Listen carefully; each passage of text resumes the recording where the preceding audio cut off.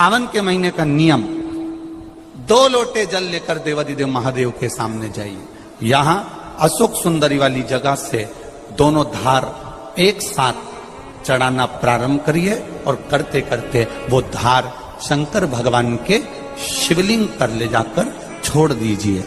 ये सावन के महीने के अगर आपने मात्र 7 दिन भी लगातार अगर ये धार आपने चढ़ा ली है तो देवादिदेव महादेव की कृपा से 3-4 महीने में सूचना आपको प्राप्त हो ही जाए। आपके घर के पास में जो शिवालय है भगवान शंकर का, एक छोटा सा शिवलिंग है। मानो अगर दिल से तुमने मान लिया कि ये केदारनाथ है, दिल से तुमने मान लिया कि ये महाकाल है, दिल से तुमने मान लिया कि भीमा शंकर है, दिल से तुमने मान लिया कि ये मल्लिकार्जुन है, दिल से तुमने मान लिया कि विश्वनाथ है। जिस दिन तुम्हारा मन पर जा, सावन के महीने में, श्रावण के महीने में जब तुम 2 लोटा जल चढ़ाने के लिए जाओगे,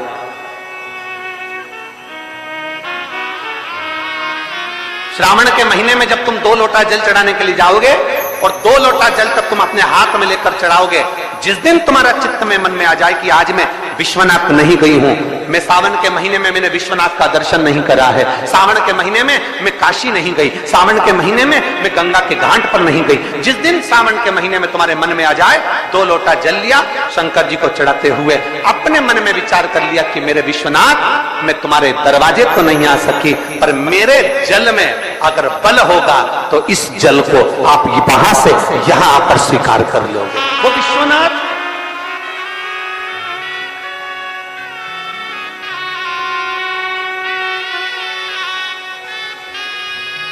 पहला दिन लगे 2 लोटा जल चालू कर दो।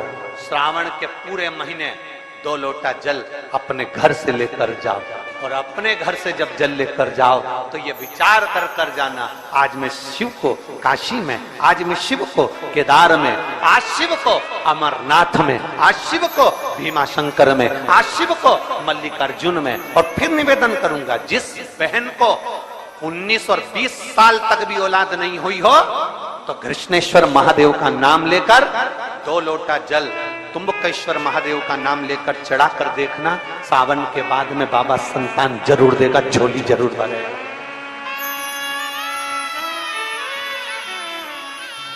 कहीं नहीं जाना, अपने नजदीक में, अपने घर के पास में, अपने मोहल्ले में, अपनी गली में, अपने चौराहे पर, अपने घर के पास में जो शिवालय हो, जो शंकर का मंदिर हो, वहां जाओ, 2 लोटा जल समर्पित करो। और फिर निवेदन करूंगा, जल से ज्यादा जरूरी है मेरे भोलेनाथ जी के मंदिर की सफाई करना। अब कीचड़ चालू हो जाएगा, पानी चालू हो जाएगा, सावन का महीना चालू हो जाएगा, अपने साथ एक कपड़ा लेकर जाओ, बाबा के मंदिर को पूरा साफ कर कर, बाबा के शिवलिंग का स्नान कर कर, बेलपत्र निर्माल्य जितना पड़ा है उसको उठाकर कहीं विसर्जन के लिए, किसी नदी तालाब बावड़ी में नहीं, किसी कुएं में नहीं, निर्माल्य तालाब में, नदियों में, बावड़ी में डालने के बाद वो निर्माल्य सड़ता रहता है, नदी नाले का पानी सूखता रहता है, उसमें कीचड़ इकट्ठा हो जाता है। उस निर्माल्य को इकट्ठा करो, गाड़ी में भरो, किसी एक खड्डा खोदकर वहां दबाकर उसकी खाद तैयार करो और बाद में बेलपत्री के वृक्ष के नीचे उसको डालते रहो। पर ध्यान रखना कि निर्माल्य हमें नदी तालाब बावड़ी कुएं में नहीं डालना, महादेव से कहना नहीं आता। तब हम क्या करें? तो शिव महापुराण की कथा बड़ा सुंदर बात कहती है कि जीवन में कितनी भी तकलीफ हो, कितना भी कष्ट हो, कितना भी दुख हो, जब हम एक बेलपत्र लेकर भगवान शिव को समर्पित करने के लिए जाते हैं और दिल से, हृदय से, भाव से जब एक बेलपत्र समर्पित करते हैं और 1 लोटा जल अशोक सुंदरी पर चढ़ाने के बाद हम देवादिदेव महादेव को जब समर्पित करते हैं तो ये निश्चित है हमारे दुख, हमारी तकलीफ, हमारे कष्ट को मेरा शंभू काटता जरूर है, ये निश्चित था। बोल बम का नारा है, जरा जम के, बोल बम का नारा है, सारी समस्या का हल। जब हमारे भीतर कोई तकलीफ होती है, हमारे भीतर जब कोई कष्ट होता है, हमारे भीतर जब कोई दर्द होता है, हमारे भीतर जब कोई दुख होता है, तब हम देवादिदेव महादेव को 1 लोटा जल समर्पित कर कर अपने हृदय की बात भगवान शिव से जरूर करते हैं। जरूर थोड़ी सी भी विषम परिस्थिति चल रही है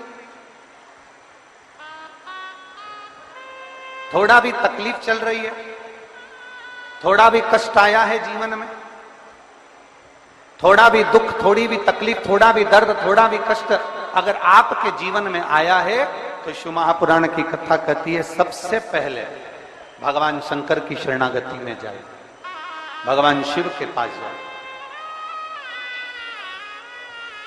सबसे पहले भगवान शिव के पास पहुंचे और भगवान शंकर के पास जाकर अपने हृदय से, अपने दिल से, अपने मन से, अपने भाव से भगवान शिव को अपने मन की बात देवादिदेव महादेव को कहना प्रारंभ कर। अपने भीतर जो संशय है, अपने भीतर जो संशय उत्पन्न हुआ है, अपने भीतर जो हम संशय में आए हैं, उस संशय को मिटाने के लिए, अपने भीतर के दुख को, अपने भीतर की तकलीफ को, अपने भीतर के कष्ट को मिटाने के लिए कहीं दूसरी जगह नहीं जाए।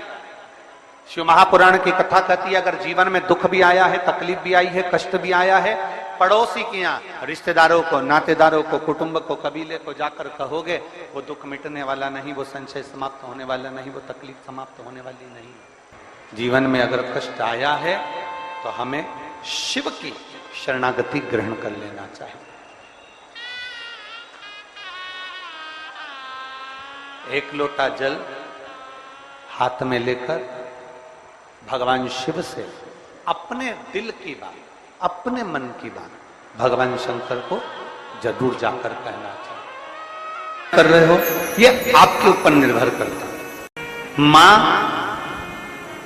महात्मा और परमात्मा।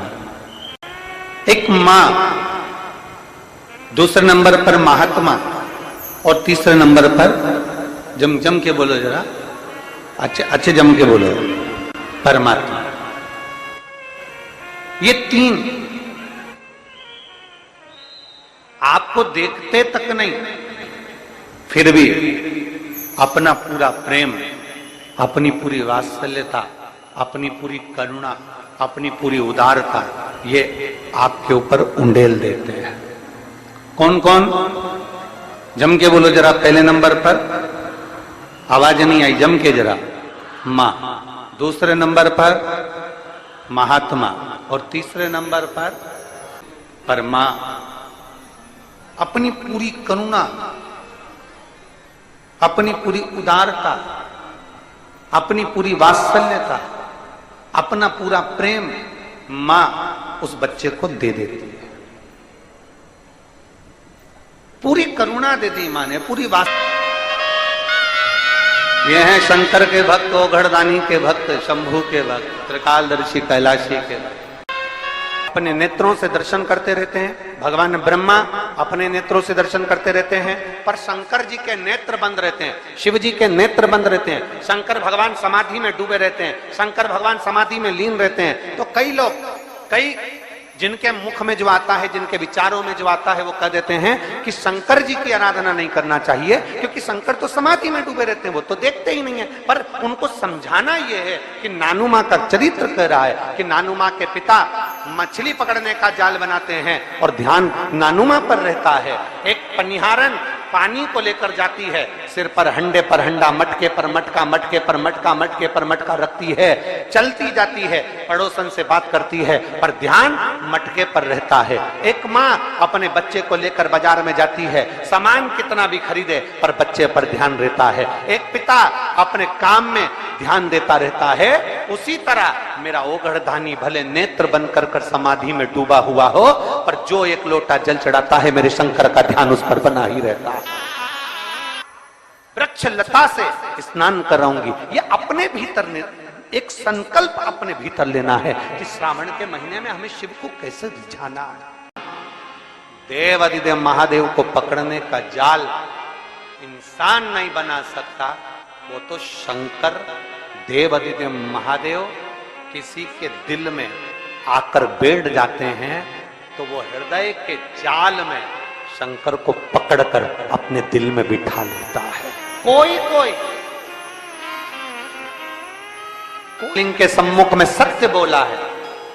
घर में जब शुभ आयोजन होगा, घर में जब शुभ शकुन होगा, घर में जब शुभ कार्य किया जाएगा, घर में जब वंश की वृद्धि हो रही होगी, घर में कोई नया मेहमान आ रहा होगा, घर में कोई आतिथ्य हो रहा होगा, कोई नया मुहूर्त हो रहा होगा, तब हे नारायण आप सत्य बोले हो, इसलिए आपकी पवित्र पूजन प्रत्येक घर में पूर्णिमा, अमावस्या, एकादशी, द्वादशी, संक्रांति आदि का अधिक दिन आपके इस स्वरूप की पूजन पूरा ब्रह्मांड करेगा और आपको लोग सत्यनारायण भगवान के नाम से पुकारेंगे।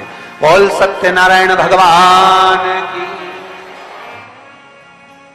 इसीलिए स्कंद पुराण का रेवा खंड कहता है, इसलिए हमारे यहाँ जब सत्यनारायण भगवान की हम कथा श्रवण करते हैं, प्रथम अध्याय पूर्ण होता है, द्वितीय अध्याय पूर्ण होता है, तो विद्वान ब्राह्मण जन कहते हैं इति श्री रेवा खंडे प्रथम अध्याय।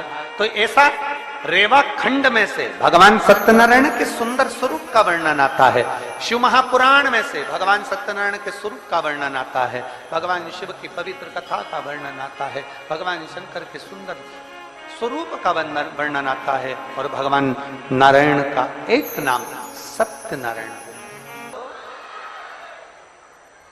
महीने, 2 महीने, 3 महीने, 6 महीने, 4 महीने, 8 महीने, 10 महीने, 12 महीने में एक नियम बना लो कि हमारे घर में हम सत्यनारायण भगवान की कथा किसी ब्राह्मण जन को बुलाकर करवाकर यज्ञ ग्यारी करवाकर अपने जीवन को सार्थक बनाएंगे, क्योंकि सत्यनारायण की कथा भी शिव की कृपा के आनंद में होती। कहते हैं जहां सत्यनारायण की कथा होती है वहां शंकर की भी कृपा नित्य बनी रहती है, क्योंकि शिव ने ही तो उपदेश दिया। सुंदर भजन भी गाती हैं, सत्यनारायण पर चढ़ेगा पर शिव पर कभी नहीं चढ़ेगा, कभी नहीं। गौ माता तू झूठ बोली है मेरे सामने, तेरा पूरा शरीर पुजाएगा। कन्यादान, वस्त्रदान, मुद्रादान, स्वर्णदान, अन्नदान, सारे दान आगे से होंगे, पर गौदान पीछे से होगा। गाय की पूंछ पकड़कर किया जाएगा, क्योंकि तू झूठ बोल गई मेरे सामने। सारे देवताओं की परिक्रमा आगे से, पर गौ माता की परिक्रमा पीछे से होगी। गाय की परिक्रमा आगे से नहीं होती, पीछे से चालू होकर पीछे विराम होती। तू झूठ बोल गई मेरे सामने। गौ माता तू जगत की मां कहलाती है, गाय माता भी कहती है मुझे क्षमा कर, मेरे मुख से झूठ निकल गया। केतकी का फूल कहता है क्षमा करिए, मेरे मुख से झूठ निकल गया। ब्रह्मा जी क्षमा नहीं मांगे, क्षमा नहीं। ब्रह्मदेव कह रहे हैं कि आकाशवाणी झूठी है, आकाशवाणी झूठी। भगवान शंकर ने अपने तुरंत पैर का नख तोड़कर फेंका, काल भैरव प्रकट कर लिया। काल भैरव को आज्ञा करी ब्रह्मा का सिर काट दो। जिस मुख से वो झूठ बोल रहा, जिस मुख से वो झूठ बोल रहा,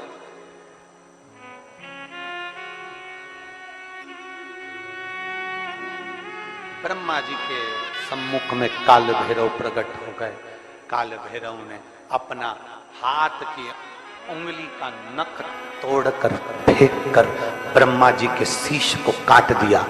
कटा हुआ सिर लुढ़कता लुढ़कता गया, उनके रक्त निकलता गया। कटा शीश भी झूठ बोलता रहा, झूठ बोलता।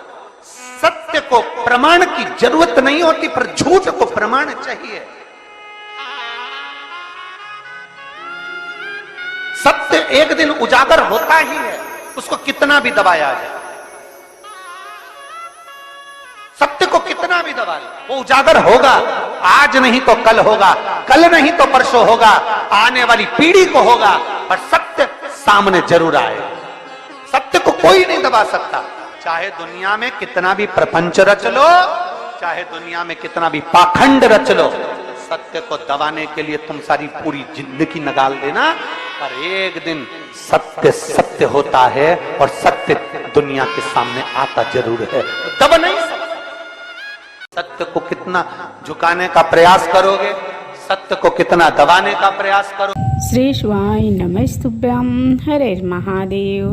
पूज्य गुरु जी पंडित प्रदीप मिश्रा जी के द्वारा कथा में बताया गया सावन का महत्वपूर्ण उपाय। सावन के महीना 11 जुलाई से शुरू हो रहा है। 11 जुलाई से 2 लोटा जल वाला उपाय अवश्य करना चाहिए। पूज्य गुरु जी पंडित प्रदीप मिश्रा जी अपने कथा में सावन के 2 लोटे जल वाला उपाय बहुत ही विस्तार और महत्वपूर्ण बताया है। तो आशा करती हूँ यह वीडियो पसंद आई होगी। वीडियो पसंद आई होगी तो वीडियो को लाइक करें और हमारे यूट्यूब चैनल पर नए हैं तो चैनल को सब्सक्राइब कर लें और कमेंट में ओम नमः शिवाय या हर हर महादेव लिखना ना भूलें।